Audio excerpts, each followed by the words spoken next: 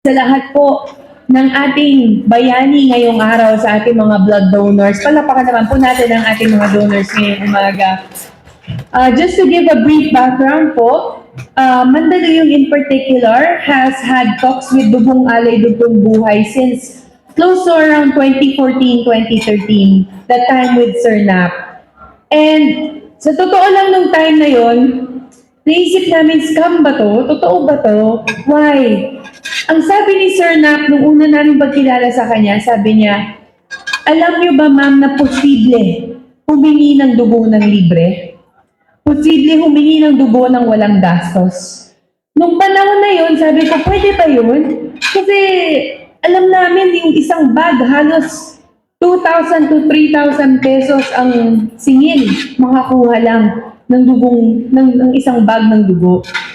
Pero nung in-explain ni Sir Nap ang kanyang filosofiya na hindi, there is enough blood for everyone in need. Yun po ang pinaniniwalaan niya sa kanyang puso. At nung sinubukan namin, sabi namin, sige nga, sundan natin at makipagsunduan tayo sa Dugong Alay. We are personal witnesses here in Mandaluyong na talagang pwede pala. There is enough blood with everyone. Why am I sharing this? Here in Mandaluyong po, umikot lamang kami. Siguro walang 5 minuto nang walang lumalapit at nagsasabi, Konsehala, salamat sa Dugong Alay, nabigyan po kami. Another few walks, meron na namang lalapit, Konsehala, salamat yung asawa ko po na save nyo, natulungan nyo kami. At alam ko dahil yan dito po sa programang ito. And with Pag-ibig Fund, today, this morning, sir, marami po tayong maisasalbang buhay, hindi lang sa Mandaluyong kung hindi sa buong bansa. Thank you for this endeavor. And I would like to personally share, kasi tuwing nakikita ko si Sir Christian, naalala ko si Sir Nap, magkamukha kasi sila. Pero naiiyak ako kasi 2 years ago, nung nanganak po ako, kinailangan ko po ng emergency hysterectomy. Sinabihan na po ako ng doktor ko, I was diagnosed with thalassemia, very low hemoglobin, and 2 weeks before I gave birth, nagka-COVID po ako noon, natatakot po ako noon, minonitor yung dugo ko. Tumawag ako sa Dugong Alay, sabi ko, sir, kakapalan ko na yung mukha ko, pwede ba kahit up to 4 bags?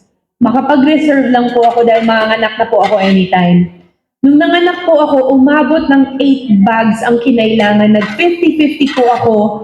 Talagang nagdasal na po yung asawa ko dahil akala niya mawawala na po ako. You saved my life. Itong Dugong Alay, Dugtong Buhay ko, naging personal endeavor ko na po. And ito na ang sasabihin ko, not just on behalf of Mandaluyong, but on my personal capacity as the president of the Shara Marie Foundation and as councilor of Mandaluyong, 101% po ang aking suporta sa Dugong Alay, Dugtong Buhay, and to any other blood drive similar to this sa ating Pag-ibig po. Salamat po sa inyong pagtulong dito dahil marami po tayong matutulungan. Sabi nga nila, pagdating po sa blood donation, di ba, it is better to give than to receive. Totoo yan. Okay na nakakapagbigay tayo.